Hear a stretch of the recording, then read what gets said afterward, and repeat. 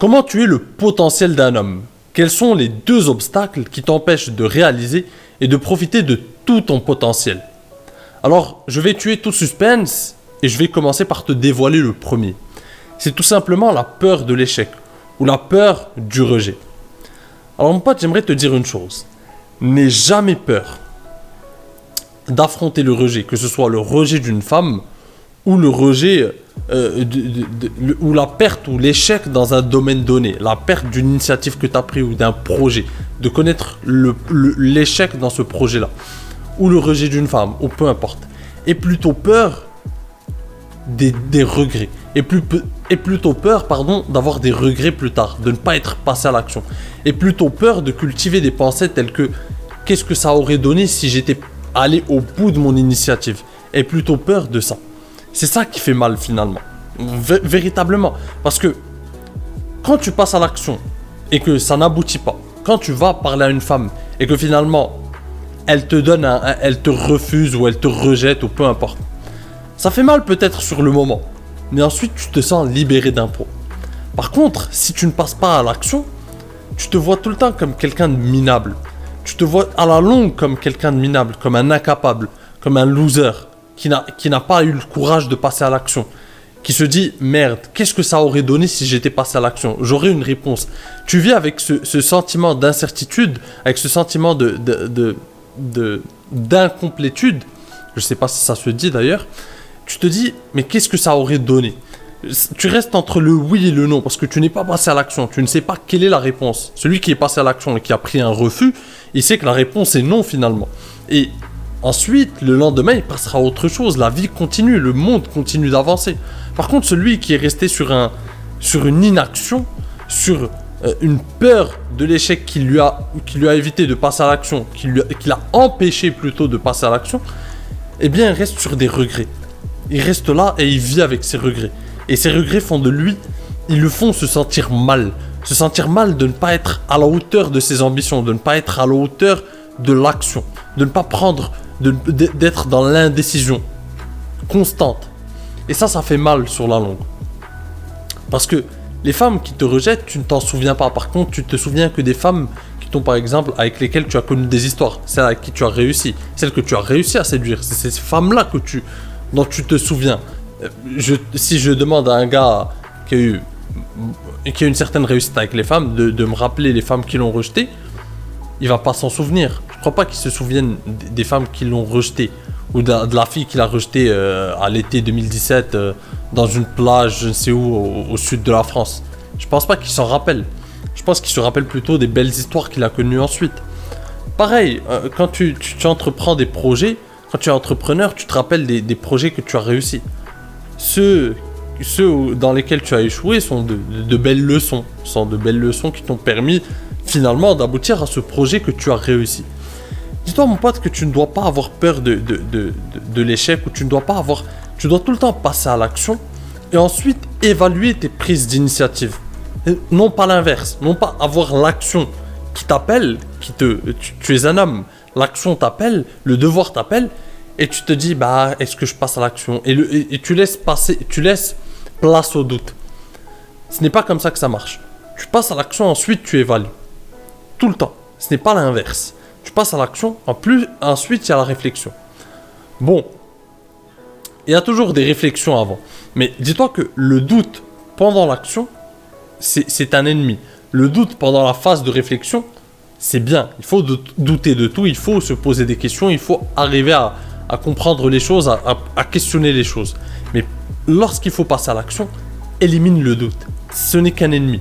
C'est ton cerveau qui cherche des excuses pour te garder dans ta zone de confort. Parce qu'il n'aime pas l'inconfort. Parce qu'il aime bien sa zone de confort. Ton cerveau, il est initialement fait pour garantir ta survie. Rien de plus. Donc, il aime bien te garder dans une zone de confort. Tant que tu es en vie, c'est bien pour lui. Mais par contre, toi, tu vas avoir des regrets plus tard.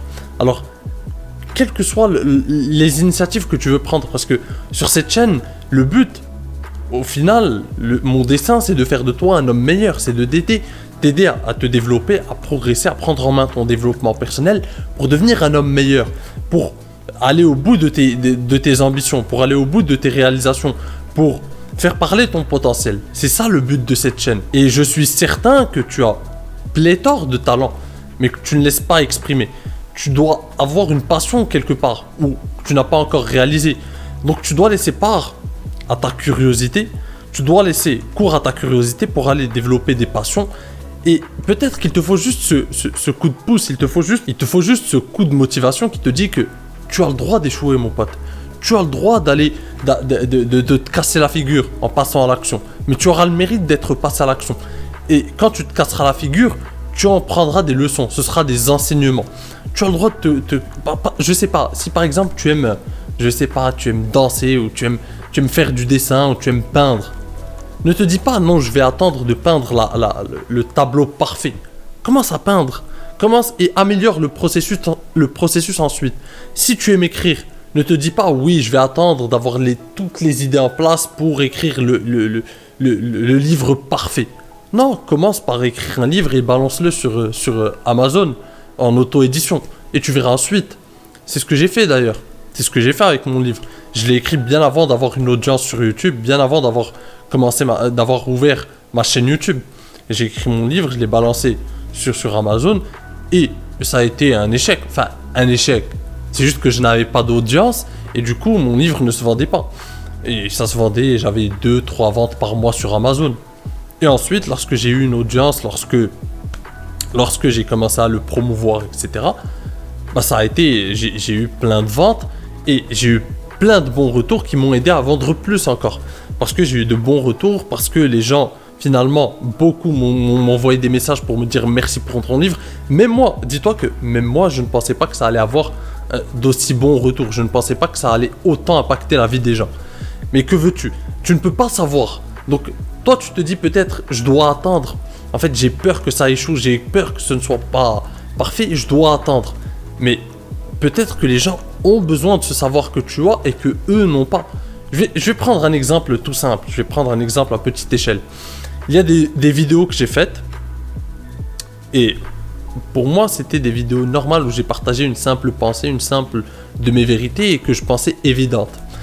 Et il y a des vidéos que j'ai faites et que je pensais fabuleuses. Et ben dis-toi que ces vidéos qui étaient normales, bah, elles ont eu un impact plus grand que certaines où je pensais que c'était parfait.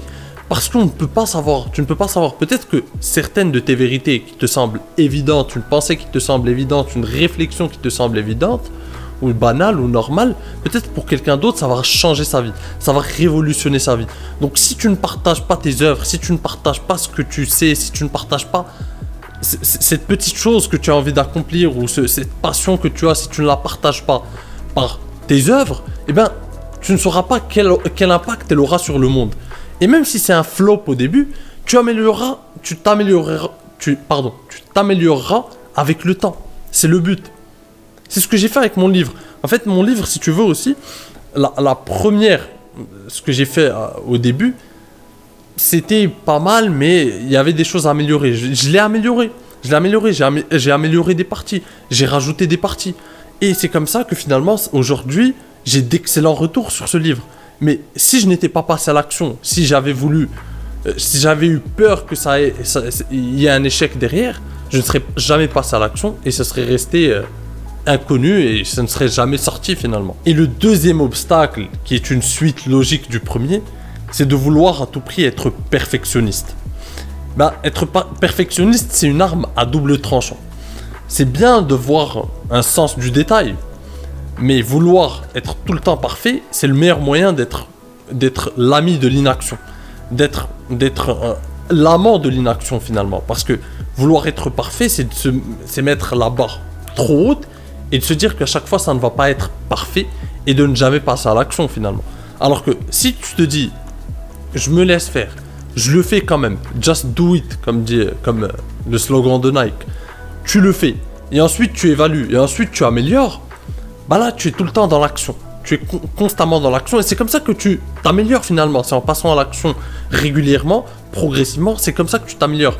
Mais si tu attends d'être parfait, bah en fait, tu ne vas jamais passer à l'action. C'est comme vouloir être, je sais pas, au début, avant de jouer au tennis, tu tiens une raquette, tu ne t'attends pas à être parfait dès le départ. Tu ne t'attends pas à être parfait dès la première fois où tu frappes la balle avec ta raquette. C'est pas possible. Sinon, tu ne passeras jamais à l'action.